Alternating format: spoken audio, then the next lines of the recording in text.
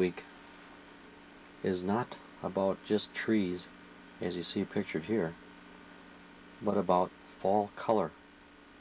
It's going to be very important that you keep this concept all the way through. We're not wanting you to just put a scene down with a bunch of buildings or fences or whatever in it, but to give an impression, illusion of trees and the colors that is brought out in the fall season. One of the things of God's creation that is most liked are trees. And the time of year, fall, when this color comes out so brilliantly, shows God's majesty. And what we want to do is try to capture that type of setting in our project for this week. Now, you're going to get most of the information on how to do it from just listening to certain tips on the video, and then we're going to show you a few things how to do it. So if you want your project to turn out well, then pay close attention, take certain notes about certain ways of doing things and how certain colors are used, and write them down so that you have them.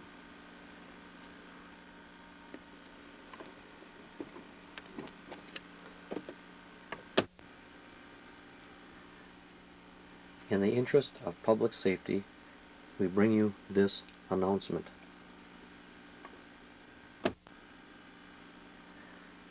This is a tree.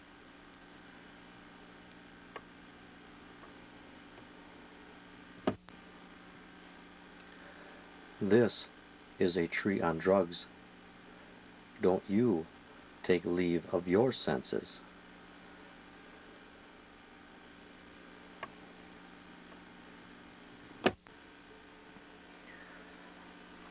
In the latter part of the last century and the beginning of this century, there were a group of painters called the Impressionists. And what the Impressionists tried to do was, first of all, get away from painting pictures that were crystal clear and would look like portraits, but give impressions of things around them, especially in nature. And the main emphasis they tried to do was to fill a canvas full of light and bring out different colors and show as much color beauty as possible. In this picture by Claude Monet, you can see how light fills that picture. The woman walking with the umbrella, the shadows on the ground, the sun that hits the trees, everything is sparkling. This is what they tried to accomplish. Now what you're going to try to accomplish is basically the same thing. Try to fill your paper with as much brightness and color as possible, and not necessarily trying to go for a whole lot of detail. This picture by Pierre Bernard again shows how light is introduced to the picture and how colors are brought out. Here we see the stairs leading up to the garden of his home, and if we look at that, we can see that there are different colors that are used. When you go on this side of the picture, it's green with a little more yellow. As you come across, now the yellow becomes more intense with some green in it, and as you come over here, you get a lighter green plus yellow. Now you get a little bit of orange and white mixed in, and it looks like that canvas is filled with light. And yet when you look at it, none of those things look like a photograph with a great deal of detail, but you can tell what it is just by the way it's painted.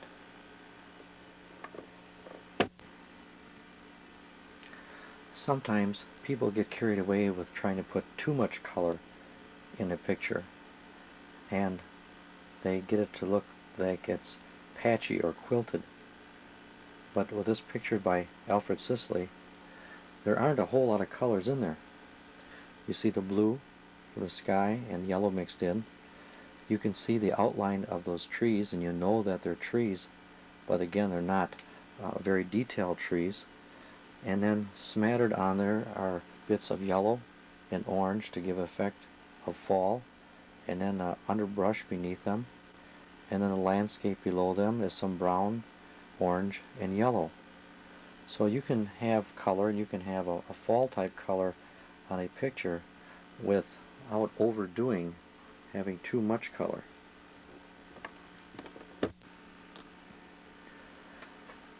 Here's another picture by Claude Monet, who's called the father of Impressionism. Again, you can see how light fills the picture. This is darker over here. As you look in this growth here, it becomes very light again, and then light pours onto this tree. Now this is more of a summer scene, but we're going to try to make it into more of a fall scene. Now when I'm going to show you a series of pictures, I want you to start to get ideas of different shapes and designs that are in the picture, and then how you can work with it. Now you're not necessarily going to put all this in. For example, we don't care about the water here. We do care about the sky. We don't care about this little town that's sitting here. We're going to take that out. But what we're really concentrating on is the pattern of these trees and the growth around them. But in order to start that, you have to get a skeleton outline. And all you're going to do is something like this, where you're going to get the basic shape of those trees. Just the stems of them that are sticking out. You don't have to draw entire trees, it's just going to be trunks and some branches, because you're going to cover around them as you go through with your watercolor.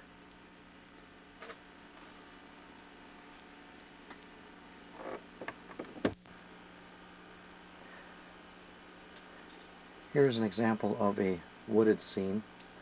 When you look at that and say, well, I'm going to try and duplicate that, you might say, well, that looks really that it's too difficult. But really it isn't at all.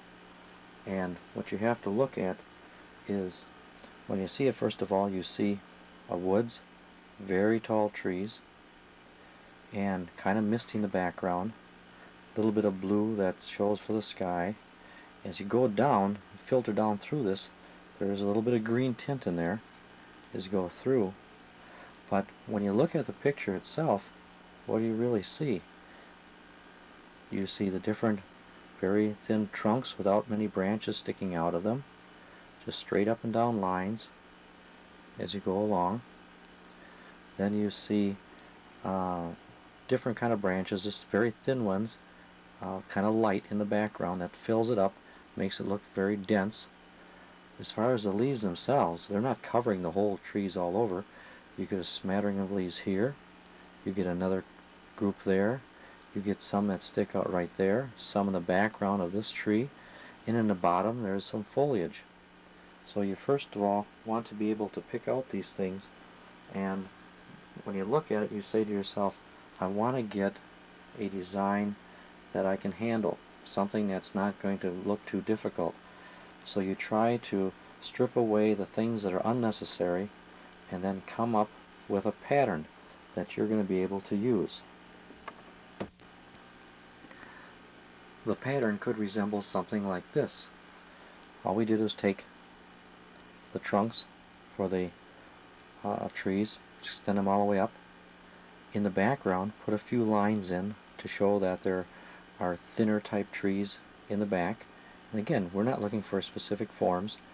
Down towards the bottom, a few lines sticking out for the brush that comes on.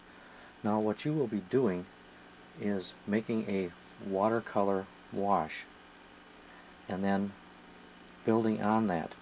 Now for the trunks of the trees or the limbs that you have, I used a charcoal pencil, and that works real well because later on I can fill in a little more after I do the whole thing if I want to make it darker, put a little more texture into it. You could use a pencil color black, but it probably won't work as well. You could use a marker, but then it becomes a little bit too solid, and you want to give an idea of texture, and it shows it a little bit with this graininess that you get from the charcoal pencil. And what I did is copied pretty much the color pattern. If you look back at this again,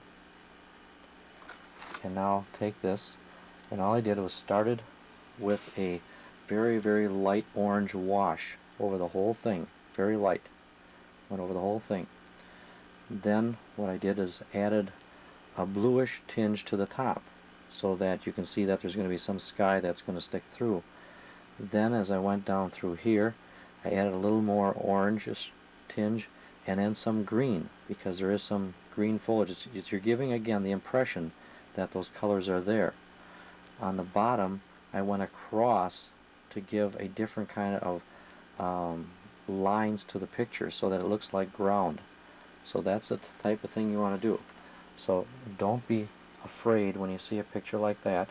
What you're trying to do is get an idea what is going to be the basis for that picture, and then you come up with something like that, or the previous one I showed with this. Doesn't have to be real elaborate, because you're going to build on that. Now in the next series of pictures, pay close attention to what you're going to see, and don't be overwhelmed by all the designs and things in them. What you are to do is try to get a skeleton outline that you can build from. Now you can also look in books, on calendars, anywhere that shows trees, fall colors. Even if they aren't fall colors yet, you get the design that you want to use. So start to take notes as you see some of these pictures coming up. When you look at this picture, there's not a lot of overwhelming color in it. You see the trunks, the trees, and this one's dark. Then you see the birch in the background, adding a little more color to it. You see a few stems of black trees growing up. But then as far as the color, there's a little bit of darker type orange yellow there, more of a golden leaf coming here. As you go down this underbrush, these ferns are orangish yellow. At the bottom a very, very bright yellow, but what really sets it off are the red leaves that are growing here out of these little maples. So it's a very simple design, but yet when you look at it, it's very effective. This scene, which was the opening scene of our lesson, shows how this is completely filled with color, and yet it's layered color. If you look, you can see first of all some of the trunks of the trees that show through, various little ones there, and you'd have to add a little white if you want to have something like that show through. Right there with this green one in front, and various branches that stick out. But here you have in the back green, then a golden orange. It's getting into a real orange. That's another layer built in with a little red, even a little purple in there. And then to offset it, you have a light green here.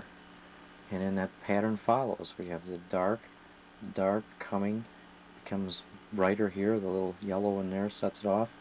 Over to the side, a different shade of green, but it's not real blotchy. It's not something, again, that looks like a patchwork quilt. And of course you're not going to be able to put all the little detail in there like that, but if you apply the color right, you can get a very nice looking pattern. One thing that strikes your eye as you look at this one, again, all you have are some long trunks of trees, but the white shines through and really sets off the color. The color, if you look at the background, there's orange all the way through the back. As you come forward toward the picture, you see the green layer, the second layer that's built on that. And then again, sometimes there's a little bit of lighter to offset it so that again it doesn't look blotchy. This takes practice, and a lot of times you don't just do it the first time. You try it on a practice to see if it works.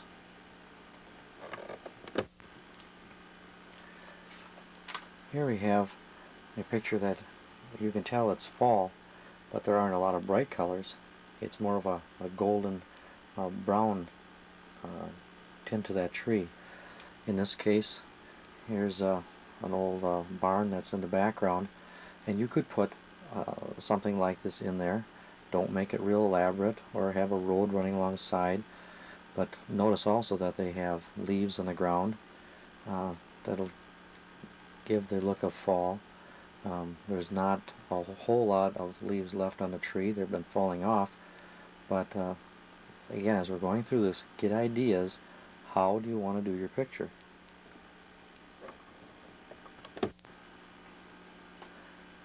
One thing that offsets color is water.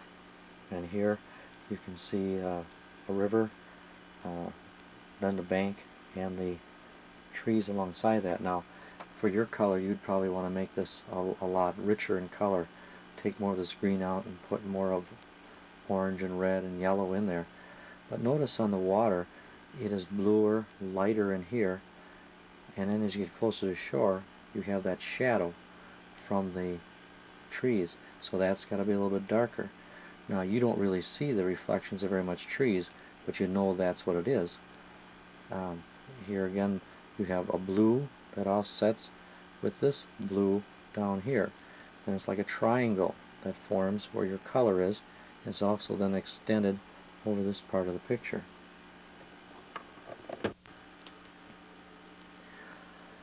This type of scene is for those of you that have more talent in the area of art. It looks very complicated, and yet it really isn't. All you're doing is having a line that goes through the middle, a bank, a building, and then layers of trees. You see a layer in the back, and then some blue spruce are interlaced in there. As you go through, you get these other colors that are built into it. Then below the line, you see the reflection of the building, and you just draw it backwards. And in the water, make everything a little bit lighter, so that it's not the same brightness as that, so that it shows that it is a reflection. It's a lot of fun to practice reflections, but it does take practice, and it's not impossible to do, but it does take some time. Now, on these projects, you may want to use a double-sized sheet of paper, but remember, for the most part, you're going to do this in watercolor.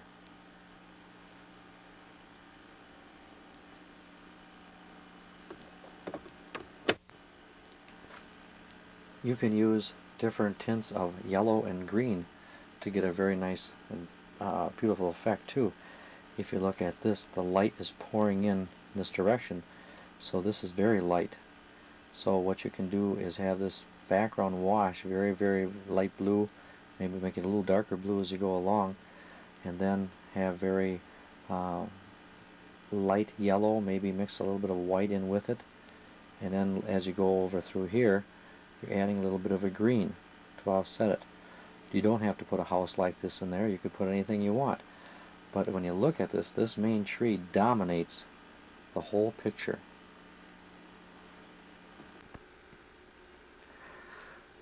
What we're going to do now is show you two real quick projects on how to make very simple impressionistic pictures. The main thing is start out with a basic outline. If you're drawing the trees, you might want to draw them in pencil color or charcoal pencil, and whatever part of the tree you want to show through, you just do that darkly, and then use your watercolors. It's best to use the light watercolors first, and make sure that your wash is dry before you put on like a yellow or light orange, and let each layer dry. Otherwise, the brightness of the colors won't come out as much. And the brighter the color you want, then you put it on as thick as you want. And you can put it on with sponge, you can put it on with paintbrushes. Use your imagination. Spread the thing around a little bit. Experiment before you go on your final piece so you know what you want to do. Make sure that you blot the watercolor before you put it on your original so that you don't make a mistake. So here are a couple quick projects.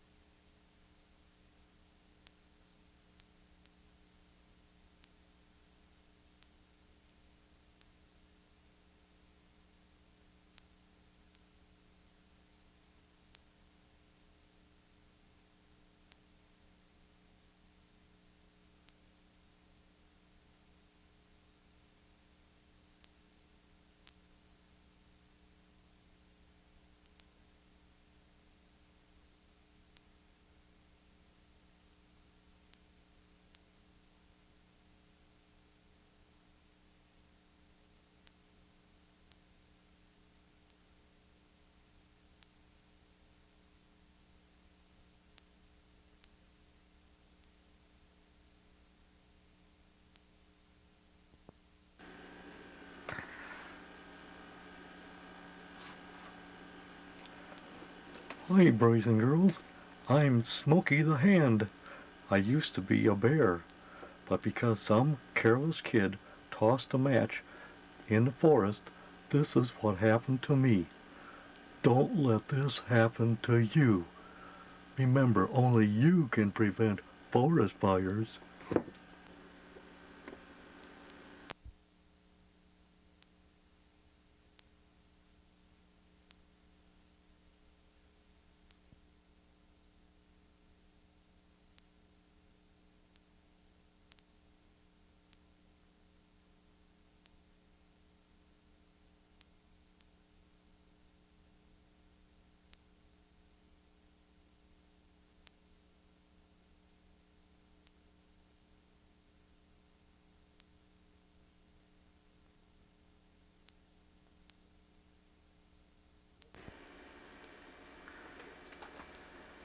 Your project this week is light and dark shades, and you'll have a series of a different type of pictures that you can do.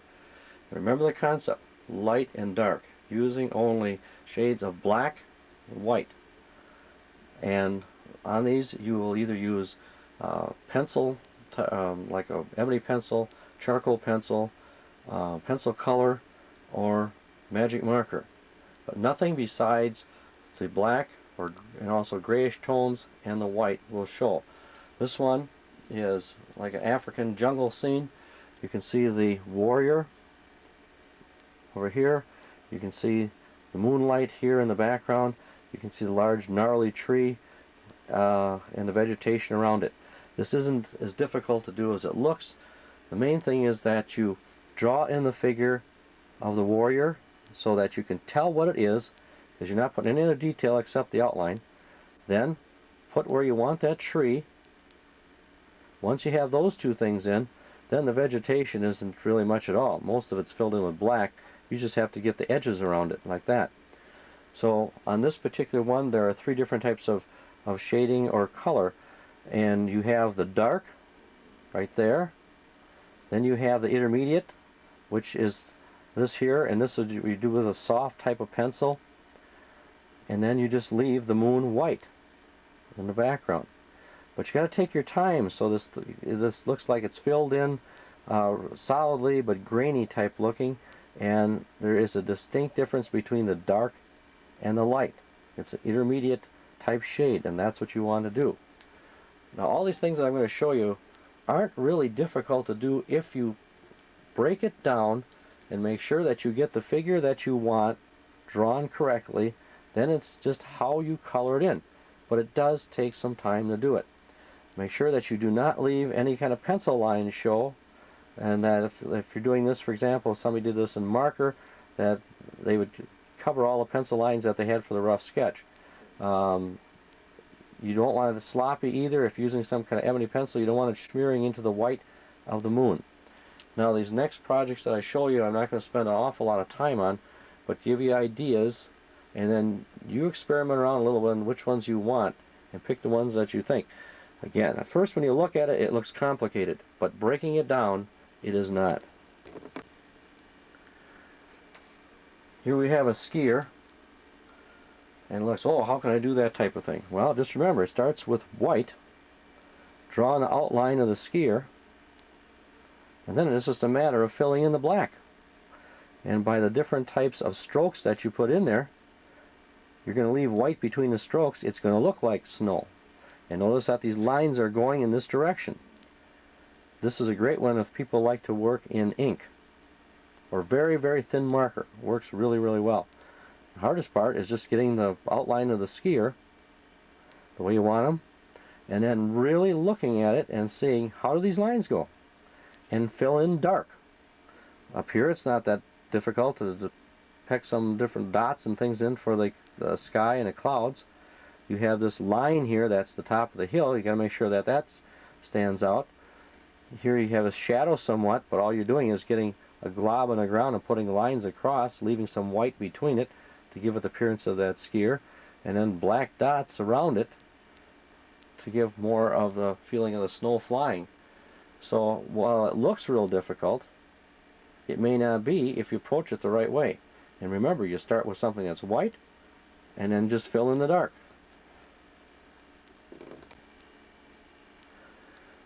Here's a great picture for all you romantics. Ah, pooey. And again, when you look at it, you say, wow, I can't do anything like that. Sure you can if you remember again the concept.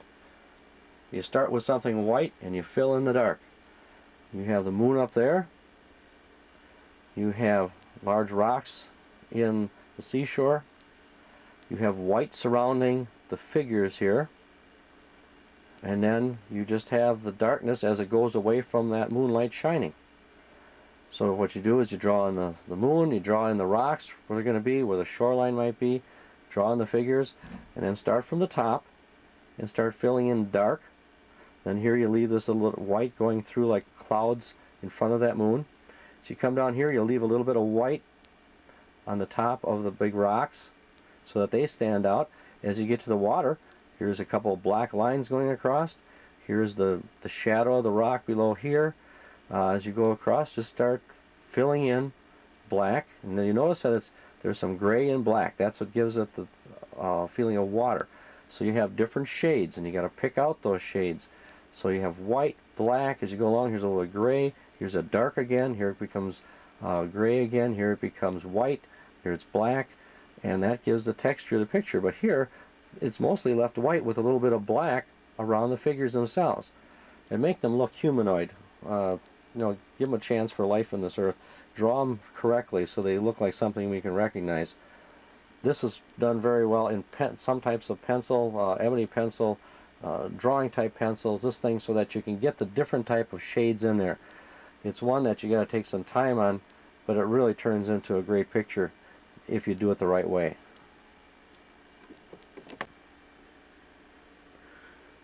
This is really an awesome picture. How can I tell? Because it was done by Fred E. Awesome. No, that's not why.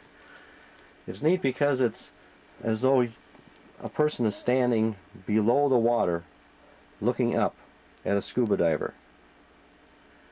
And this, again, when you look at it, think, oh, that's too difficult. But it really isn't, because all you're doing is drawing in the scuba diver, the coral plant life that's around it. And you notice that it starts with the diver, then you get the white with a few black specks in it, and it goes to a little bit of a grayish color, and you leave a little bit of white in it as you go along, kind of a swirling effect. Things for the bubbles here, and then it becomes dark on the top.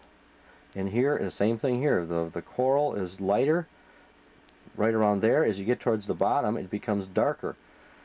Part of art is studying the picture. What is it that you're really seeing? And if you take it and just dissect it, take it apart and look, what am I actually seeing? It becomes a lot easier to do, and it's not as difficult. But when the eye first sees the picture, it sees all kinds of things, and our little computer brain can't handle all of it and say, oh, that's really difficult.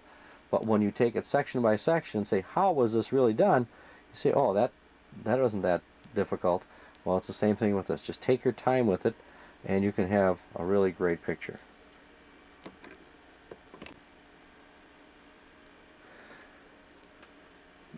This one is quite different from the others, just because the object is quite different.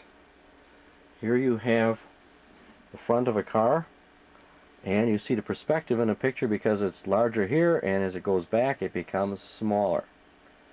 And this all looks like it's done very intricately, but really it's like all the other pictures. You start with white and you add the black. Here you draw the outline of that car, how you want the major lines to go, and then fill in the black. And because you have different kinds of shading in here, with getting from dark to a grayish type and then to white, pencil color could be used, not pencil color itself, but a drawing type pencil would work probably the best, although you could use other things. If you look at those lights, they're like, boy, do they look realistic. But when you really look close, all it is a series of black marks on a rectangle. And that's all it is. So if you want to try something like this, a little bit different, go ahead, but you got to plan it out. Make sure that it looks like a car before an accident, not after it. And then just follow the pattern as you see here and fill it in. So no matter which ones of these that you pick, You might want to try a couple of them, see which one works the best. Take your time with it. One of the things that you can really do to make yourself grow as an artist is learn how to use black and white.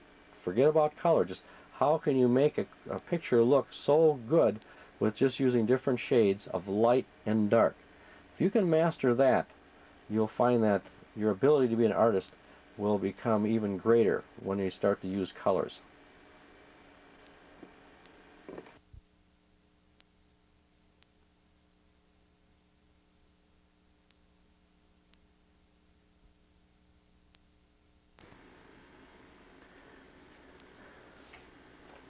Today we have the wide-eyed innocence children. These have always been fun to do in the past. Hopefully you'll like doing it this time.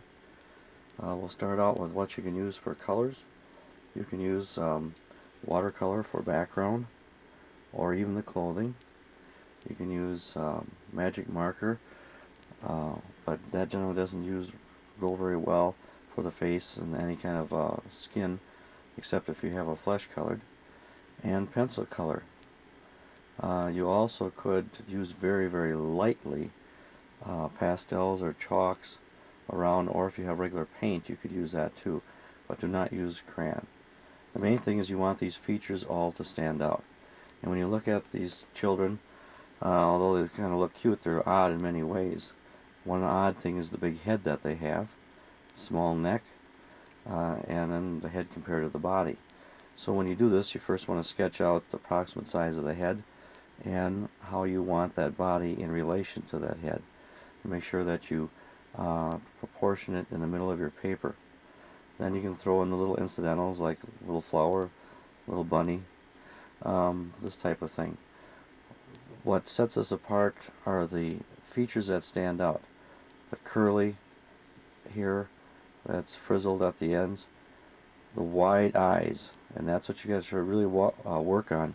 If you want to make this look like this picture, you got to really work on those eyes the way they have them, with the eyelashes, a little bit of white on the bottom there, very little nose, very little mouth, unlike most kids, and then this very little peaked chin, but long cheeks that go to side from side. Notice the ears are set back rather low there.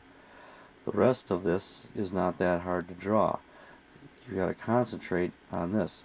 And one thing that you can do is, even if you have like blonde hair, you have to have the ends of that darkened so that they stand out. And you can do that with ebony pencil, colored type pencil, this type of thing.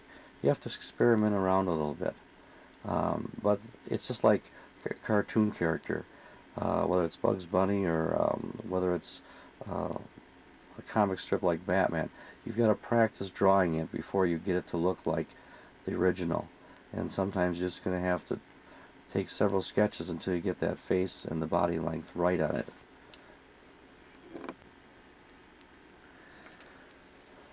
In the second example, a difference here is the head doesn't look as large, but the hair again is very prominent.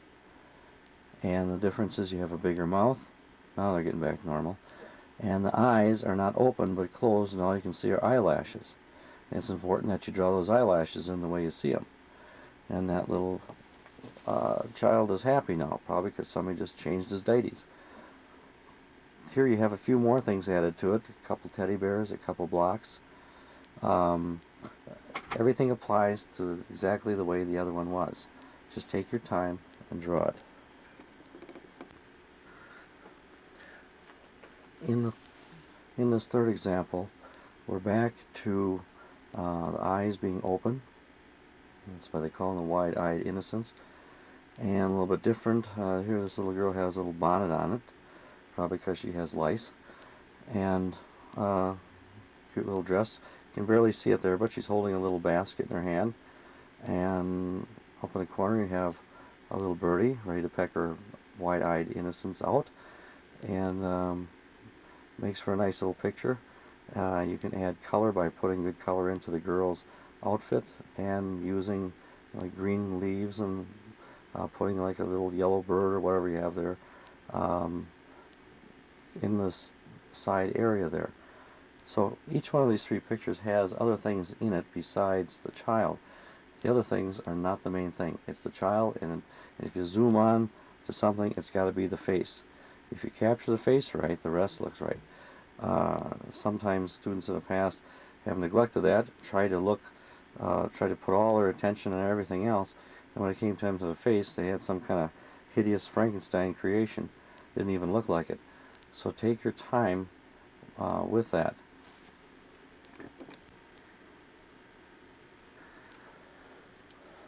The last example is a little bit different than the other 3.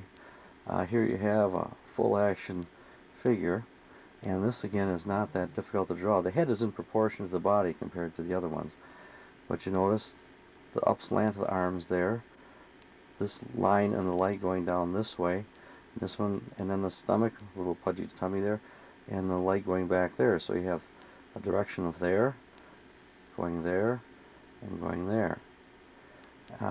Then this girl is practicing on the balance beam.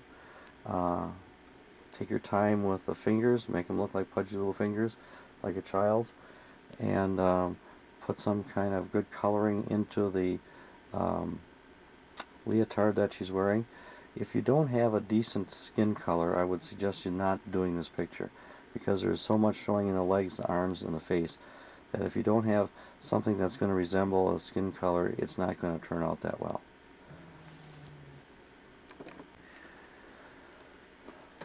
This is an example of what somebody had done in the past. There they added background of grass, bushes, and a fence. Now, that turned out okay here because the girl, and the way she's colored in pink and the light-colored skin and hair, stands out from that fence and darker green background. The birdhouse and the bird, that also stand out. This student did this in very light pastel chalk, as far as this right here. The clothing was magic marker. The skin was pencil color, magic marker for the fence. Most of this here again was pencil color. This was magic marker on the birdhouse. The bushes were magic marker. So they used a combination of it. But one thing is the combination of colors is what really makes it stand out. Now when I've talked to you in the past about coloring solidly, this is colored solidly. You don't see white streaks in it. You don't even see generally which direction the coloring went, whether it went from side to side or wherever it went, because it was done very neatly.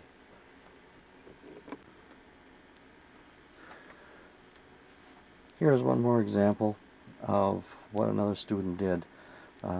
They got the face well in proportion, the body in proportion, everything was drawn very, very well. And then they used a magic marker to do everything else. And you can see that the clothing, dark blue, the black little feet, yellow hair, and then see how they accented that hair with a darker color, made the green eyes. Everything stands out very well. And they put a little background on each side of it, which made it look good. Now some of you are just going to try and scribble lines in the back, and it's not going to look nearly like that. Don't even try that if you can't come up with something like this. The one thing that's probably that they should have tried to do is here they left almost a ghost-like appearance because it's white. They left it white. It looks okay, but if they would have made it look a little more realistic with a little darker skin color or natural skin color. Well, now you've had your examples and seen examples. Do a little bit of practicing on it. Pick the one that you want, and hope you have fun doing it.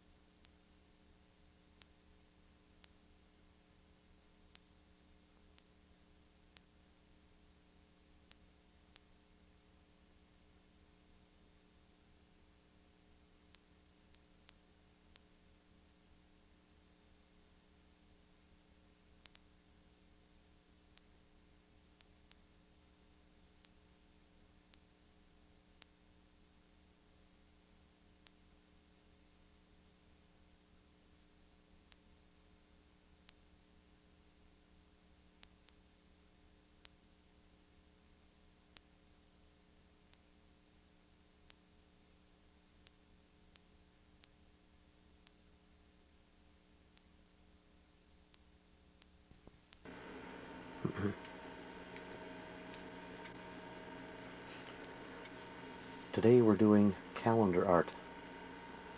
We've done this before, and this will be an extension of the skills that you have learned. The object is to take a picture, a scenic picture, from a calendar and give your interpretation of it. When you look at the picture, you see lots of different things in it. The object is not to put every single little detail in, but to give your representation of what you see. Now, in order to do this project, you'll need a double-sized sheet of paper. No single sheets allowed. You will also do it in some form of watercolor or paint, whether it be tempera or regular watercolor washes, or any type of a paint that you might have. Now, when you do this project, you will do washes. First of all, for example, you might do this whole entire area here with a light blue wash, even where the mountains are going to be in the background.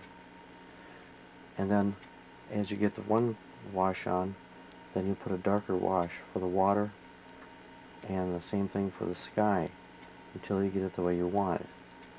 If you don't have white watercolor or something, you could use a very thin tempera for the clouds, or even thinning out whiteout. But when you look at that, you say, well, that's just too hard to draw. But you don't have to worry about that. The first thing you're going to do is draw the skeleton of the picture. And by that we mean you're going to outline different things. You make a rough sketch by taking the major lines, like this snow line here, another one for a hill here, there's another one up here, the shoreline of those mountains, the top of them, a few of the major clouds, this little island in the middle, and the major groups of trees. So that when you're done, it should look something like this. Now you have the outline, and from that you start filling in those washes. So you see, by looking at this, it's not as difficult as you may imagine. And remember, when you're finished with your picture, people are not going to know the original that you took your ideas from. They're not going to compare it. So don't worry about trying to get every little detail the same. You want to get a representation of that picture and put your own artistic abilities into it, so that some of the things may be changed. They don't have to be exact, but it should look similar to that picture, because that's where you got the ideas from. So the first thing, as I said, you draw the outline of the major things. There was that snow line, the several different slopes. Here you see that mountain range, the island, the clouds, clump of trees over here, the individual trees over in this area. Then you start filling in the wash. Fill this all in first of all with a blue, except if you want to leave a space where the clouds might be. And then after that light blue, you start filling in a darker wash right over it. And the same thing with the sky. Same thing with the background here. You'll add a little black to the blue to give a little different texture to the mountains, and then you'll add a little white over where the snow is. You'll put white mainly where the snow is down here, and then add a darker green, thicker watercolor or paint over it. So once you get this portion done, it's just a matter of filling in the correct colors. But you don't want to just do it so that it looks haphazard or sloppy. You've got to take your time and make it look neat.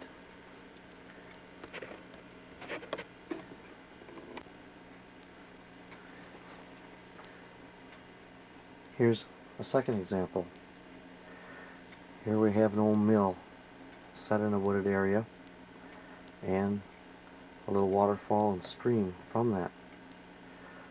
First thing at the end you do is you take the major lines and you draw them in. You want to position the mill where you want it, and just do the outline of that building, maybe the water wheel and the trough that leads to it.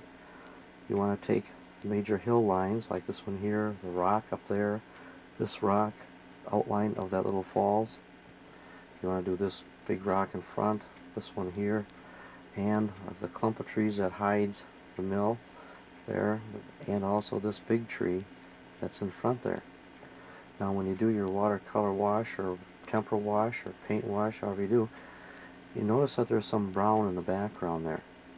Well, what you would do is take a light brown with a tinge of green to it and make that your wash first. Once you have that, you can do this for most of this area all the way through here and even all the way through the back of these trees. Then you let it dry.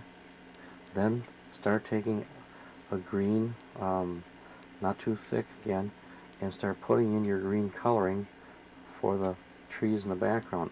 When you get to the trees that are near, then you add a lighter color so that it'll show up, and it'll make sure it's a little thicker, and then do that tree there. Same thing here.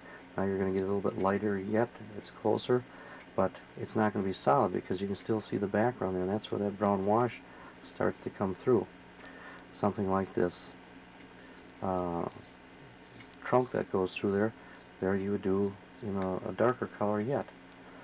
When you get to something like the rocks, you can experiment with the black, just very little black with white, and get the kind of texture you want. As far as a waterfall, that can be white. When you take your brush, you just kind of swish it down, just like the water's coming down. Take the same strokes with your brush, and you can be surprised that you can make it look like a waterfall. This water here is a gray with a little tinge of green. The rocks are kind of a light gray with, again, little moss growing on it. Those are the type of details you look for. Then, when you do the mill itself, there you want to try to get as much detail as you can so that it really stands out, because the mill and this stream are the focal points of the picture. So before you even do anything, again, don't worry about excessive detail. First of all, get your outline. Take that mill, draw it in there, draw the trees that are around it, draw the different levels of ground, whether it's this hill just coming across, the line that goes across here, the area where the stream is, the rocks in front, the trees. Start with this, and then add your watercolor. Now I'll show you a couple other examples that you can try. Here we have an old shed set in the fall of the year. What you want to look at is the coloring. The trees on each side are golden. They surround that shed. The reddish orange roof. All those are things that you should look at. The little wagon in front, you don't have to put anything like that if you don't want. Leave out the things that you don't want. Put in the things you think are going to make your picture look good. This picture is full of possibilities because you tend to be close to the picture because of these rocks here, and then you have the mountain in the background with the snow on it, then one closer that isn't as high and it's got green vegetation, and then you have reflection in the water. There's a lot that you can do with that picture. And again, with different kind of paints, washes, and watercolor, you can do a lot with it. Don't be afraid to try it. Here we have a winter scene with a little farm in the background and hills in the very far distant background. You'll have to make those birch trees in the front look realistic, and then draw whatever kind of buildings you want in that background. Put the different kind of trees in that you want. Again, this is to give you ideas. It doesn't have to be exactly the same.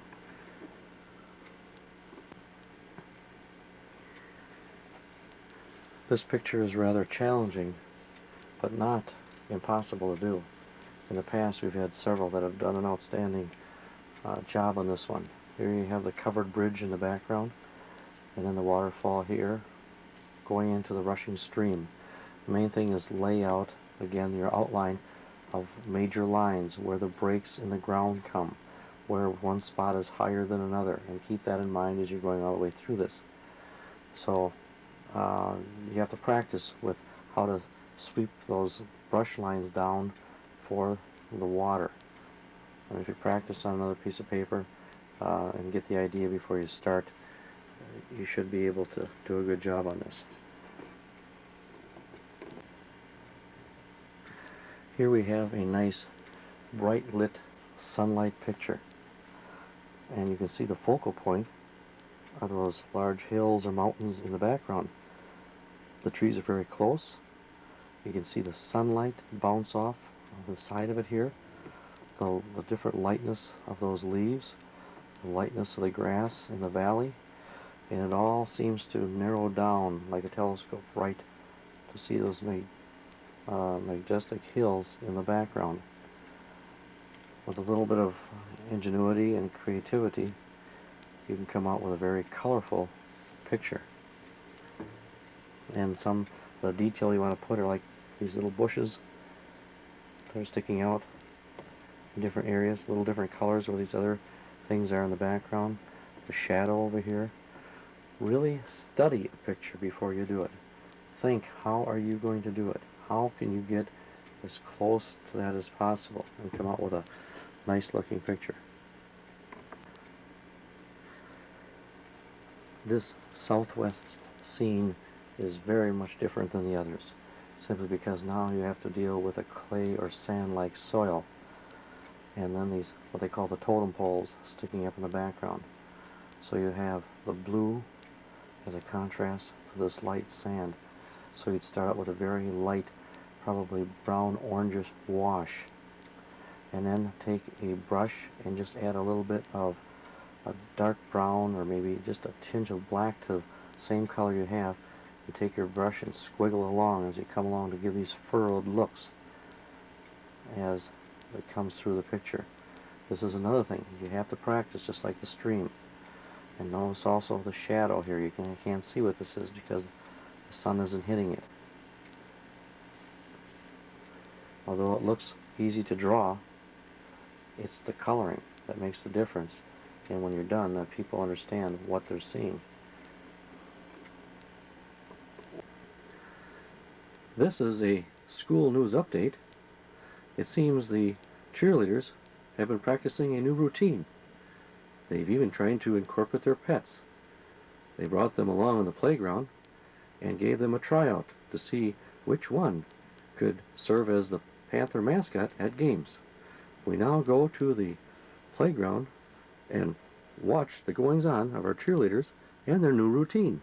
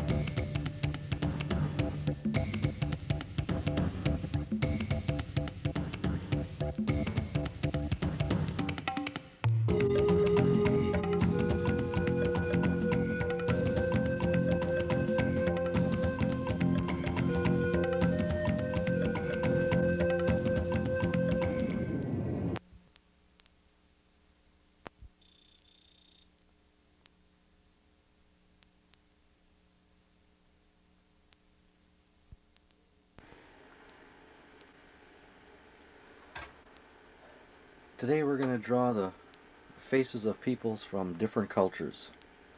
These are not the likely types that you're going to find hanging around the mall. They're going to be from different parts of the world. Their facial features may look different. The headdresses that they wear may look different, facial hair.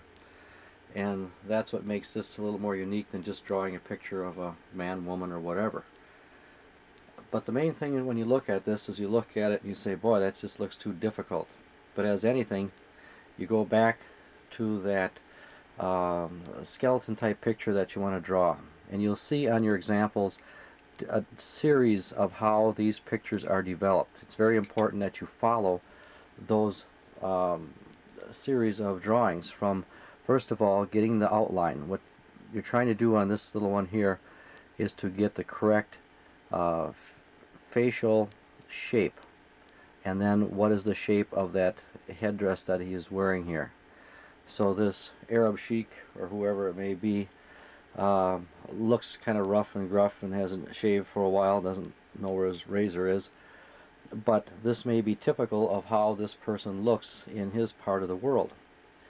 And what you're to do in these series of pictures is try to capture that image.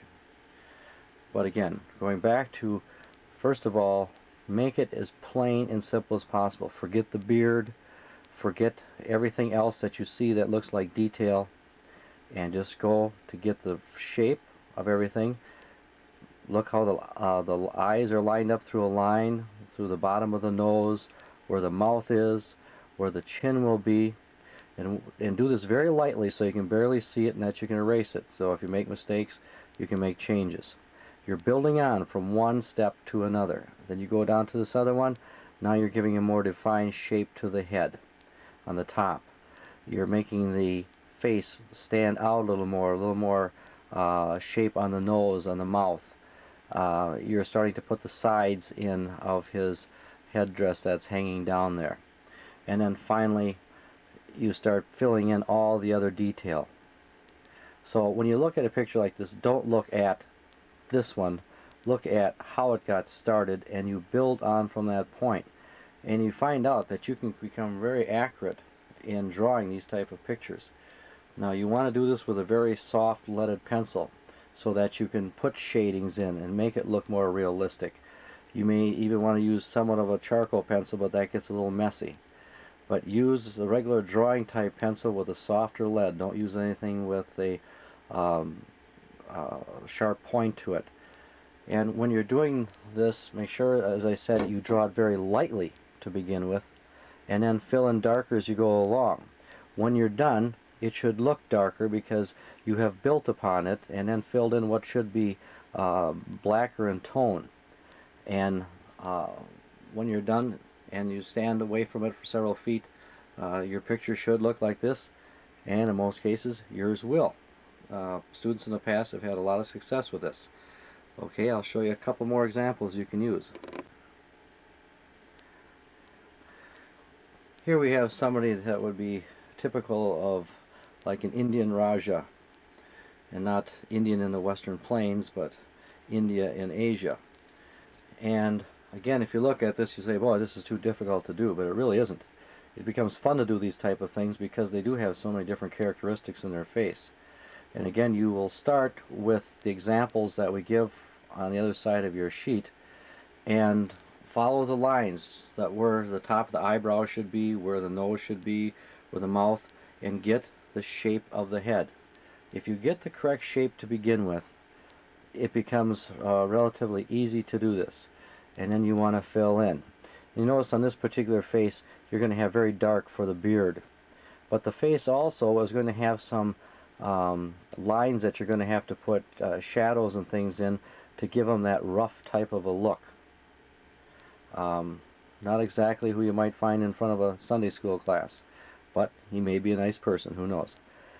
So here is another example, and this one is a little different than the first. The first was looking right at you. Here you have a three-quarter view where he's looking off in a different direction.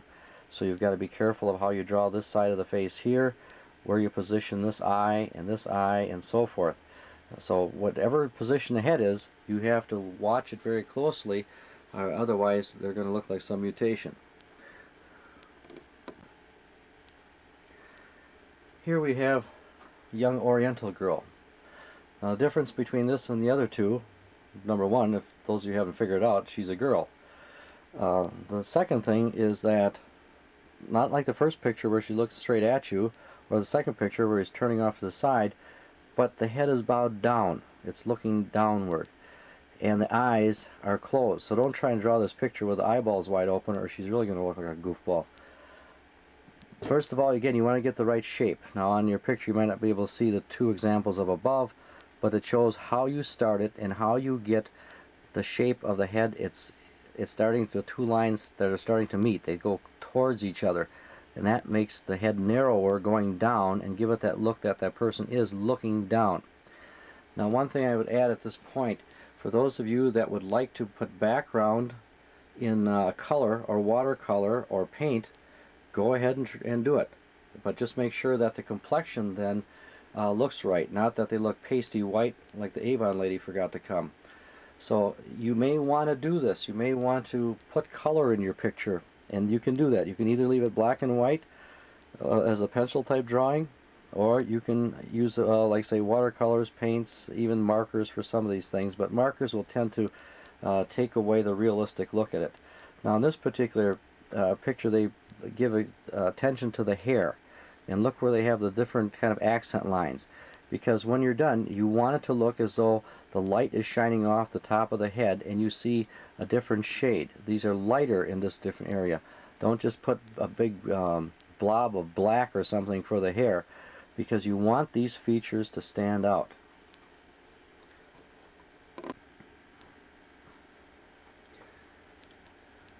Here are three other quick examples that you could also choose from. Here you have somebody, I don't know where in the world he's from, but I wish he'd go back. And most likely you won't want to take this one, but this one is of someone in the Middle East with a distinctive type of head gear that he wears, and distinctive facial features. Very easy one to draw.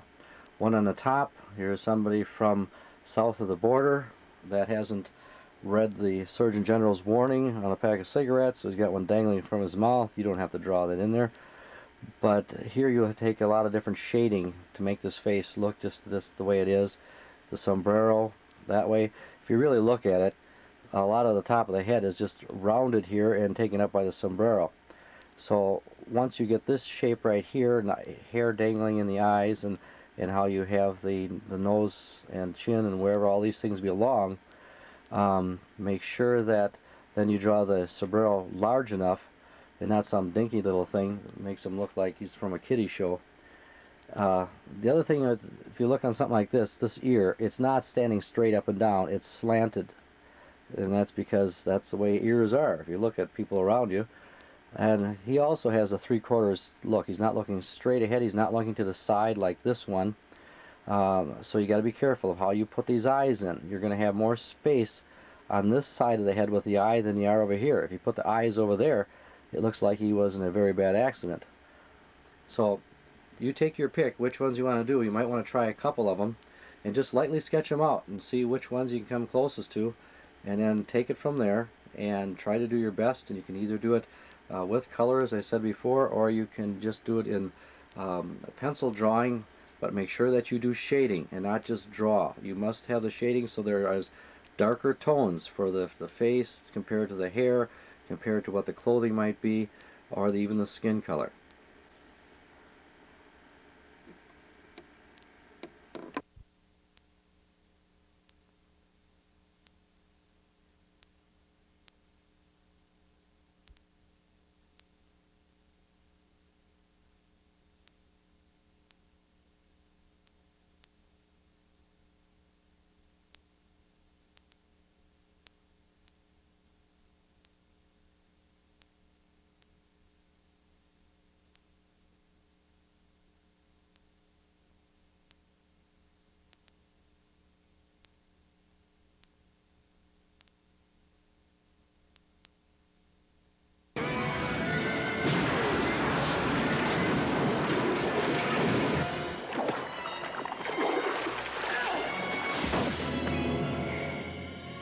I don't know what you want, but I know I can get it for you.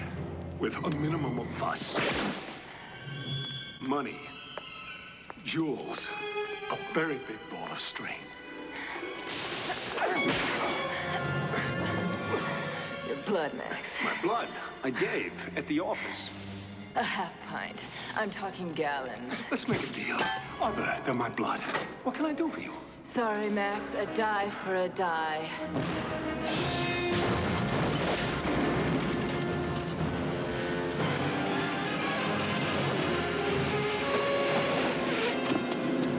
You're not just saving a life. You're saving your... Shut up. You're going to jail. Oh, cool, man. We get to draw the Bat Dude today. Hey, Bart. Oh, Bart. Yes, Father. Bart, where do you hide your butterfingers? Dad, can't you see we have something important here to do today? I ain't telling you. Go away, homeboy. Imagine that. A father has to starve to death because a boy is so interested in the art lesson. I hope you kids surely appreciate that.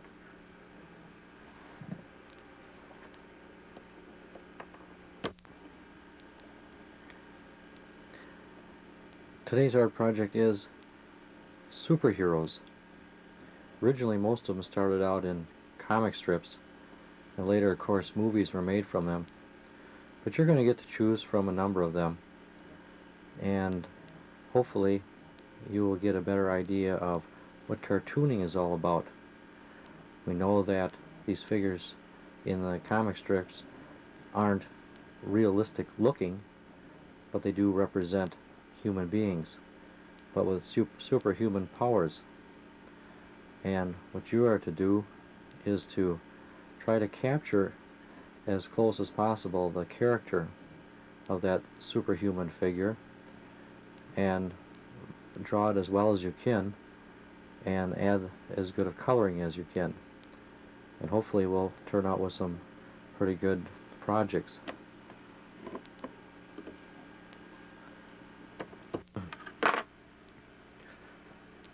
Proportion is going to play a big part in the figure that you draw. Here you have one that is facing frontward, one that is sideways, and hopefully you can see the lines on the picture.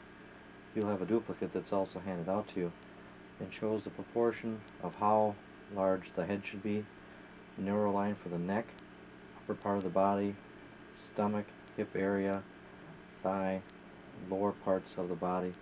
This is very important that you have the right proportions. Even though these superheroes usually are very muscular, if you don't have the right sizes for the upper part of the body or lower part of the body, they're not going to look accurate. And that's one thing you want to strive for, is to get it to look as accurate as possible.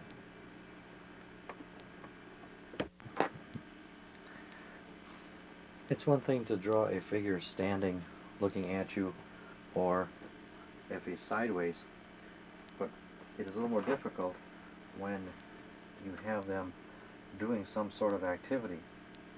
But all artists usually start out with the kind of motion that they want to get. Here the artist that drew Spider-Man wants to have him hanging from a netting, his legs kicking out. So first of all, he gets the first type of motion. You have to draw and get the head in there, and they usually use circles. And now he's got the general shape of the body that he wants, but he's got an arm that's going to come out this way and hanging onto this netting. Then he has another one that's swinging out over across his body, a leg that comes down there, and one that swings out. So now he's got the general shape of what he wants that figure to look like. From that, he has to now build up that figure and get more of the shape that he wants to end up with.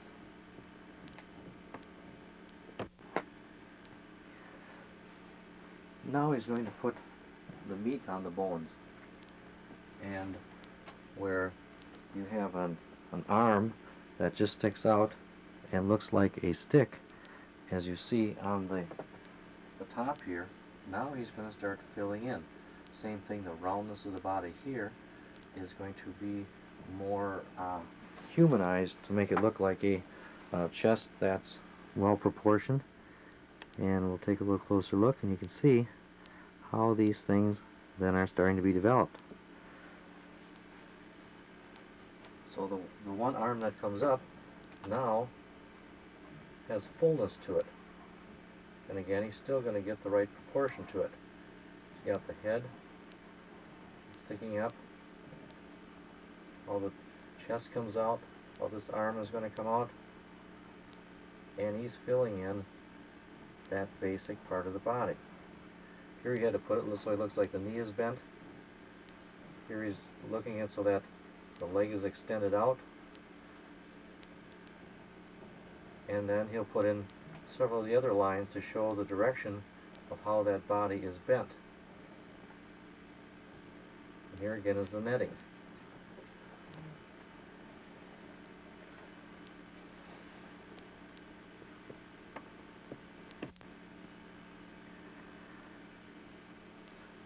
Next, the artist goes from taking that second step where he has outlined and made what the body should look like to adding more detail and making that figure look like Spider-Man, putting in the different parts of the costume that will be recognizable by the person viewing it.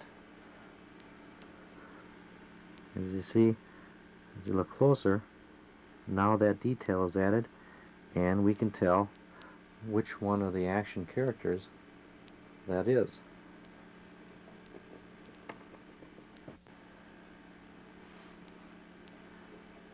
In this drawing of Captain America, we see again the figure in action. The artist has drawn a line across, going across the face, across the shoulders, showing that those shoulders are going to be bent forward. Same thing with the legs. What are the directions of the legs? Here's that skeleton line that comes down the middle of this leg. So he has the natural bent as he's lunging forward. The shield has to be positioned right so it looks right as he's holding it. But one thing here is that's really important is shading. Now, whether you shade with color or you shade with just ebony pencil makes no difference. If you don't put the shading in and get the shadows in the figure, it isn't going to turn out right. Here we get underneath the armpit area darkly shaded. If you look at the legs, the shading is in the inside of the leg here and on the bottom part here. On this leg going down the side, it's in there, and what that does is gives a more of a shape to the figure. It really makes the prominent muscles of that superhuman figure stand out more. It also might give more character to the face, make it look more fierce, make it look meaner, whatever it might be. Or in the case of the shield, there's shading on the shield to show that there's a reflection off of that shield.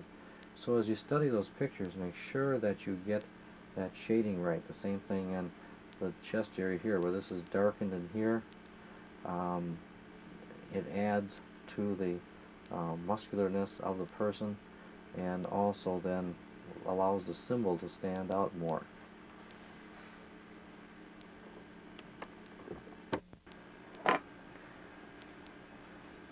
You may want to put more than one figure in your picture.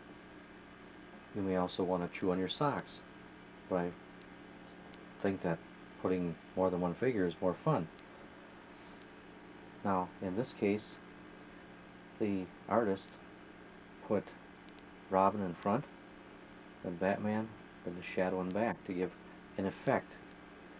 And the neat thing about cartoons is the coloring. Coloring, again, sets the mood for the picture. It attracts the eye. It makes you see what the artist or storyteller wants you to see. And it's all done through the use of that color.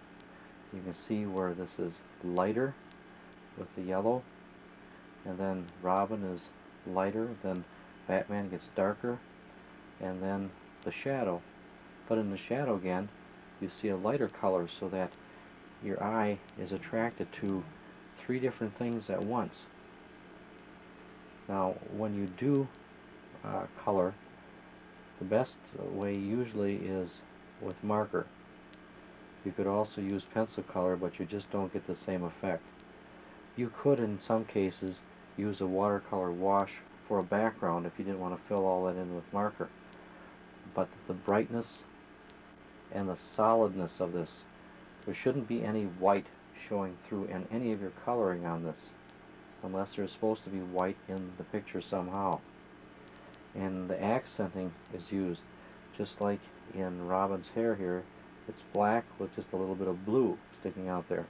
Now the problem you may have is if you have a figure that has skin color showing, how do you do that? Well, you might probably want to use some type of pencil color for that, or if you have a paint set where you can mix colors, that you could come up with the proper type of tone that you want for the skin. But if you look at this, there is a lot of different colors in there, and even in Batman himself there's different shades of blue, of purple, accented by black. All these things will make a difference in how your picture is going to turn out. Again, you can put just one figure in if you want, or you can put two or several, but the figures have to be the focus of the picture. They have to be large enough. These figures are supposed to be larger than life because of the mighty deeds that they do, and you want the figures to be large enough so that that's what's attracted to when a viewer looks at your picture.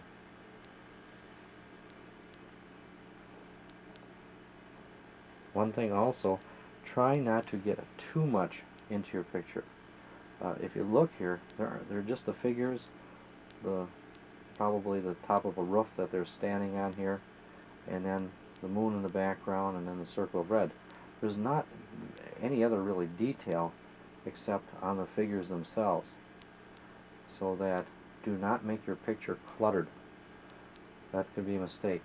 Don't also make the little clouds that are coming out where they're speaking. That's okay for the cartoon strip thing, but we're trying to make one single picture and don't have any of them saying anything.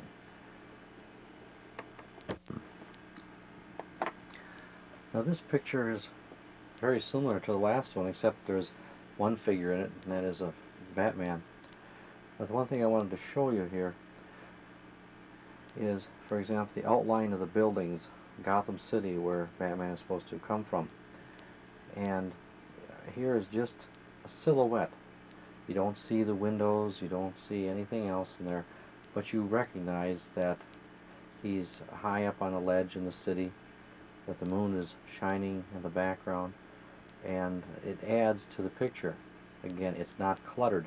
Now, something of this color, here's something you probably could do in watercolor to get the kind of shade. It is not as glossy as Batman himself,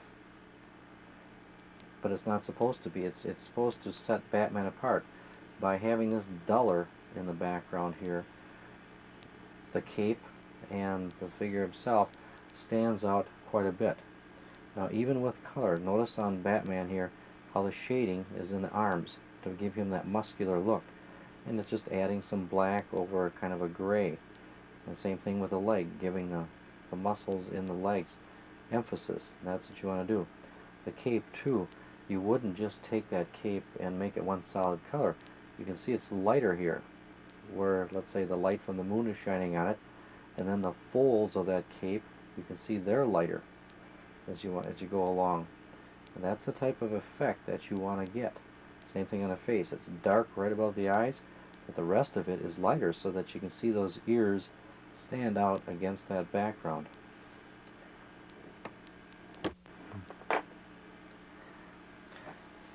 Here we have a complete scene where you have Batman and Robin both zipping through the air, and then their arch rivals, Joker, Penguin, Catwoman below with the Catmobile in the background. There's a lot more difficulty in this type of picture, but the better artist can attempt this. But something like this building, you gotta look, there's prospectus. There's lines going down, shaping away. That gives it more depth. Now, again, there's a lighter color green for the buildings, even though it's at night, so that these figures will stand out. But you can attempt that and use more figures, but if you do, have at least one, the central figure, very large, so that it becomes, again, the focal point of your picture.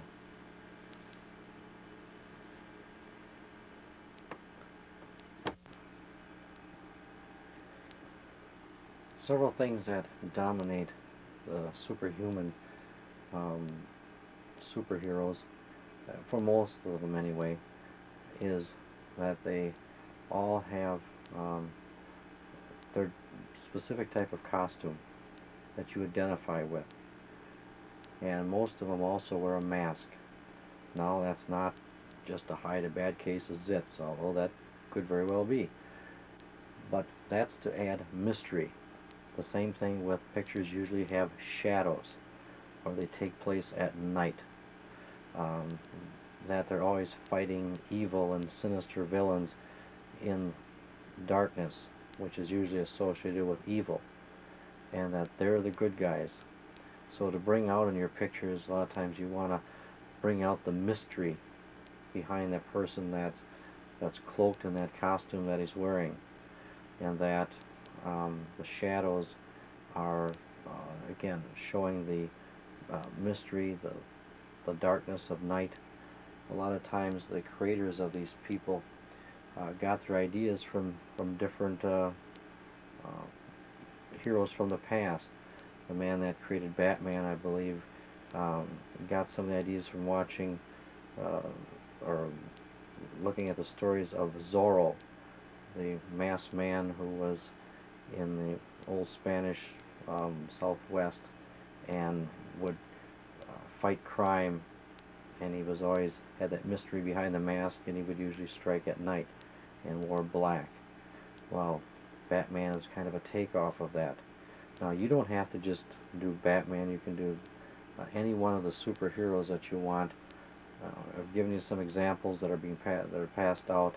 There's also some other examples that your teacher will have that can be run off, and you can use that. If you find one on your own through a comic book or some type of a picture from a movie, you can use that. Just don't take your teacher's comic books, because I hate to see a grown man cry. But if you have some super, human type figure, have it okayed by your teacher to make sure that it's something that they feel would be a good project, and then go from there. One of the best things you can do is to practice several different figures. Don't just get set on one and then get frustrated because you don't feel you can draw it. Try a different figure. Try a different person, and whatever you're comfortable with, then go with that. But it takes practice. A lot of times you just can't do it the first time you try. So don't leave it go till the last minute. Start working at it right away, and after a couple of days of just taking a few minutes, drawing these different figures in different positions, thinking the kind of picture you want to have, then set your mind of what do you want for your picture to hand in, and then get the composition of picture of what you all want in it. Remember, not too much detail, but have enough. If you just drew an action figure by themselves, you could leave the background white as long as the figure itself filled most of that page. Look, up in the sky. It's a bird. It's a plane. It's Super Kitty. Hello, folks. I'm one of the good guys. I really am. Watch me fly. Hi. Can you see me now? Or can't you? I don't know. But I'm going to try and fly.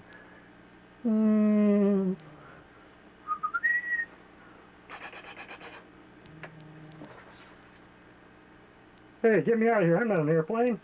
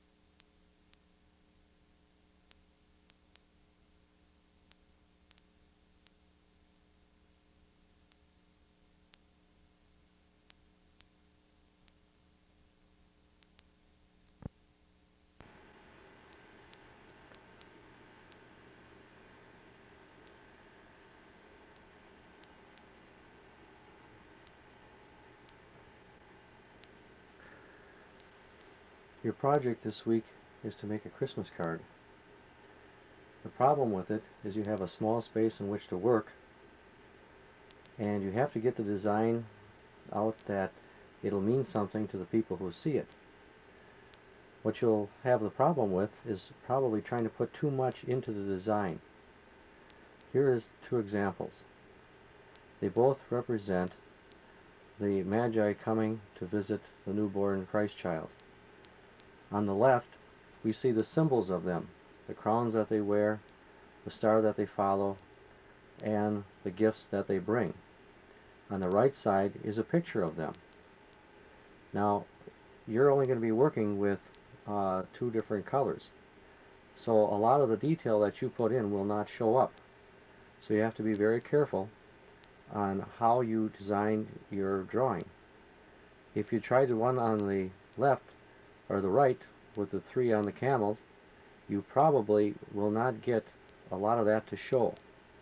And you have to have the basic bare outline of the camel and those that are riding them. If you use the symbols, that will show up a lot better. So in all of the different things that you consider, you have to consider what can I put in that is simple but gets the message across. You also have to look at the space too. How much can you get in that small space? And by trying to design an entire picture just isn't going to work. If you have figures in your picture, you can't have a lot of things like palm trees and sand dunes and everything else in the background. You got to have just the symbols themselves. I'll give you a couple more examples.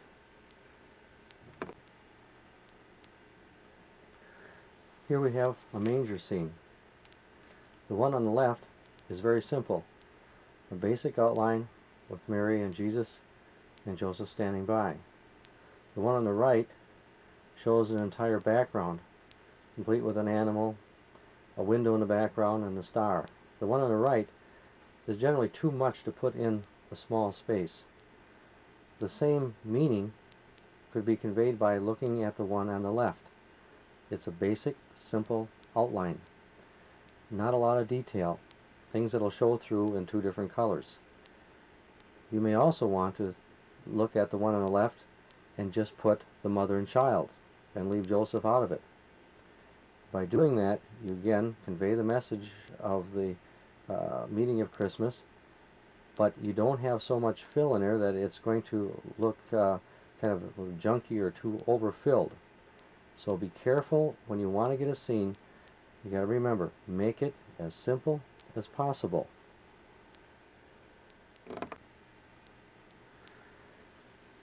This illustration isn't the best for a card, but it gives you an idea what we mean by basic outline again. Here we have a small childlike angel next to what is supposedly either a small child or Jesus himself with a star in the background. Now with this, all you have is really the basic outline of everything. It is kept as simple as possible. There's probably even too many lines on the blanket itself, but it gives you an idea when you're drawing your sketch that you just put in what would be the outline, just like you would have in a coloring book. That way the imprint or image that you make will show up much better with the two different colors. Now we'll show you a couple different Christmas cards and whether they're good ideas or bad ideas. Here we have the theme Peace on Earth as represented by the dove. Notice the one on the left is a very basic design, very easily drawn, and yet it is very simple and can convey a message. Now there might want to be other things that you want to put on there to give it a little more clarity, but compare it to the one on the right. There the dove has much more detail to it, has a little town in the background, stars shining on it, and some type of vegetation in front, and says peace on earth. That's a little... Here you have a manger scene, and the one on the left is a simple design. What you'd have to do is make sure you wouldn't put the flowers in around it but just have the mother and child. That would show up. The one on the right has too much detail in it and is not the type that you want to do. Here you have a little drummer boy. Very simple design. You wouldn't be able to put everything in a picture like that, but if you had the outline, something like that would work. On the right, you have children dressed as shepherds, a few sheep, stars in the sky. If you take out some of the detail on that, some of that would work. It's just basic enough that it'll get across the message that you want. But the main thing is, don't put too much in, and remember that it's black and white. And the way to do that is sketch it out and see what the sketch looks like, because the sketch is basically what your card's going to look like. Make sure that you also have enough border around the edge of the card. Don't put any item or person or animal or whatever it might be real close to the edge. Make sure that you leave yourself a border all the way around the card. A little bit about lettering. The least amount of lettering you can put on, the better. Usually, students at your age have not had the experience of doing a lot of lettering. And if you try to, like on the inside of your card, put too much lettering in, it's probably going to turn out to be sloppy and you're not going to like it. You have to practice that over and over until you get it right before you want to put it on the inside of your card. You'll have to use guidelines, and that means using a ruler. Draw it very, very lightly, and make sure all that your letters are the same size, that they are equal space, and that they look neat. Now there's different kinds of lettering. There's the basic lettering of what we use today. There's Old English. There's all different kinds. The main thing is on the lettering, don't get too involved in it. Don't have something so long and tedious that you're not going to enjoy doing it. Keep it as a simple message and practice that over and over again so that you get it right, so that it looks good. One of the worst things that can happen is that you can do a good cover for your card, and when it comes time to doing the inside of the card, all of a sudden you make a mess of it. Then you get frustrated. So I would suggest that you ask your teachers which design is best to try before you get too involved in it, and also what you want as far as lettering, and to show an example of the lettering that is going to go on the inside, and it'll save you a lot of grief.